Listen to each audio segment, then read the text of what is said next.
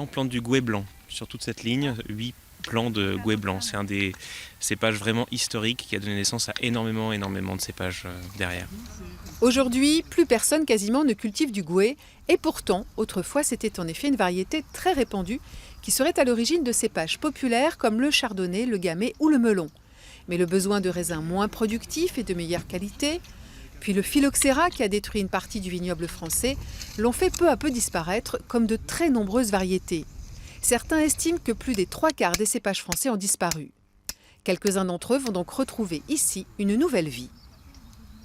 On voulait montrer que le cépagement bourguignon tel qu'on le connaît actuellement, il a pas toujours été comme ça, que ça a bien changé au cours de l'histoire. Et puis ça permet aussi de créer un petit réservoir génétique pour l'avenir. Les pieds ont été récupérés d'une vaste collection de cépages que possédait l'INRA dans un domaine expérimental du sud de la France. 8 pieds de 52 variétés différentes seront plantés ici, 37 années, 22 l'an prochain.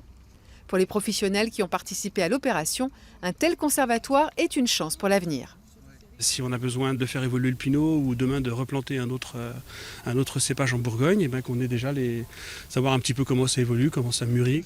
Rien n'empêche d'imaginer que des croisements avec des vieilles variétés nous permettent de retrouver de la diversité génétique et en plantant sur des grandes surfaces ce type de vignes, peut-être trouver des résistances ou des meilleures adaptations au réchauffement climatique ou à de nouvelles maladies qui apparaîtraient, etc. Pas de vin prévu sur cette parcelle, les pieds sont trop peu nombreux, mais l'évolution des vignes et des raisins sera suivie. Des aménagements sont également prévus pour que le public puisse venir découvrir et en apprendre plus sur ce cépage ancien.